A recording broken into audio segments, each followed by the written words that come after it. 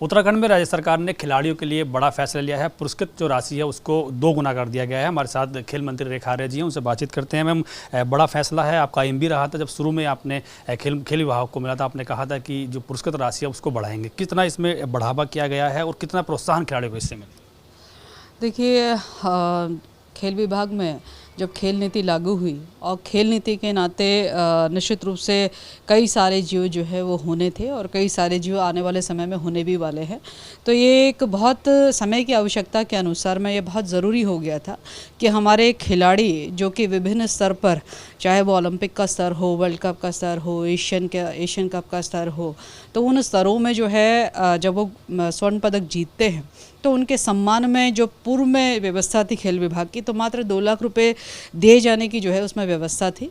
लेकिन वर्तमान में माननीय मुख्यमंत्री पुष्कर सिंह धामी जी का धन्यवाद करूंगी कि आपके सहयोग में, युवाओं के हित में, खेल और खिलाड़ियों को प्रोत्साहित करने के दृष्टिकोण से वर्तमान में हमने एक नया जियो जारी किया है और उस नए जियो के अनुसार में 2 करोड़ की धनराशि जो है वह स्वर्ण पदक जीतने पे, रजत पदक जीतने पर 1.5 करोड़ की धनराशि। तो इस प्रकार से मैं मानती हूँ कि यह धनराशि एक सम्मानजनक, जो वो स्वर्ण या रजत जीत रहे हैं तो उनके परिप्रेक्ष्य में जो है आज नया जियो जारी हुआ है। यह निश्चित रूप से उनके खेल को भी और उनके मनोबल को भी बढ़ाने का काम करेगा। और जब वो उनको इस प्रकार से स्वर्ण पदक जब जीतते हुए लोग देखेंगे तो मैं मानती हूँ कि उत्तराखंड के ऐसे बहुत सारे बच्चे वो खेल के परिप्रेक्ष्य में अपना भविष्य बनाने के दृष्टिकोण से आगे बढ़ेंगे।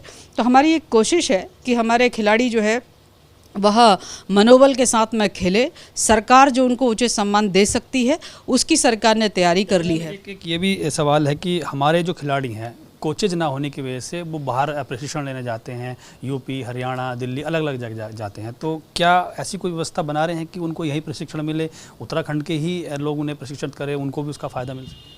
देखिए, हाल ही में माननीय मुख्यमंत्री जी ने ये घोषणा करी है 29 अगस्त को खेल दिवस के अवसर पे कि हम हर जनपद में 8 कोचेस जो है प्रति जनपद हम रखेंगे। ये कोचेस निश्चित रूप से जो हमारे स्वाभाविक रचना में हमारे खेल होते हैं उन खेलों को लेकर रखे जाएंगे। और यह बात भी सत्य है कि हमारे पास में कोचेस का अभाव है और कोचेस के अभाव में हमारे बच्चे बाहर अन्य प्रदेशों में प्रशिक्षण लेते हैं। तो हमारे आने वाले समय में यही कोशिश है कि हम अधिक से अधिक संख्या में जो है हम यहाँ पे कोचेस लाते हुए बच्चों को प्रशिक्षित करें। और हमारी कोशिश है कि स्कूल लेवल से हमारे बच्चे उसमें तैयार हो सके और स्कूल लेवल पे ही हमारे कोचेस उपलब्ध हो सके।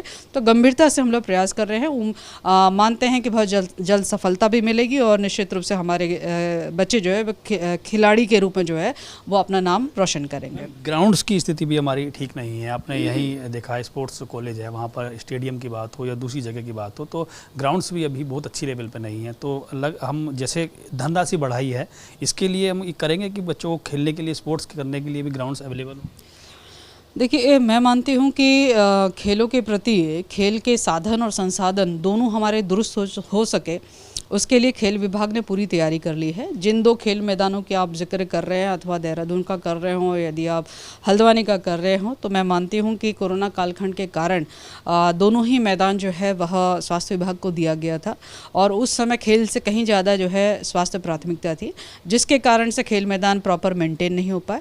लेकिन वर्तमान में विभाग ने अपने संसाधन वहाँ से हटा लिए हैं और अब हमारी कोशिश है कि हमारे जो खेल मैदान है वो दुरुस्त हो चुके।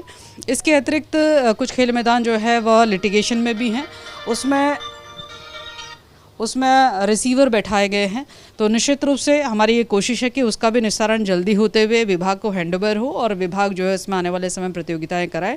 ओवरऑल यदि हम बात करते हैं तो हमारी अब आने वाले समय में एक कोशिश है कि हमारे स्कूल में जो खेल मैदान है उसको भी हम दुरुस्त करें और हमारे पास में जो खेल मैदान हमारे पास में विभाग के पास ऑलरेडी है उनको भी हम हाईटेक करते हुए बच्चों के, चाहे वो सिविलियन हो, चाहे हमारे छात्रावासों में पढ़ते हो अथवा कॉलेजेस में पढ़ते हो, उनके लिए दुरुस्त व्यवस्था हम दे सकें।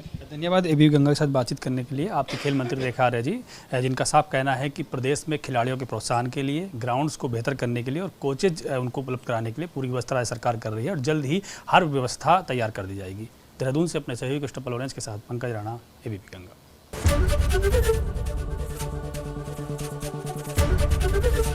एबीपी गंगा, खबर आपकी, जुबान आपकी।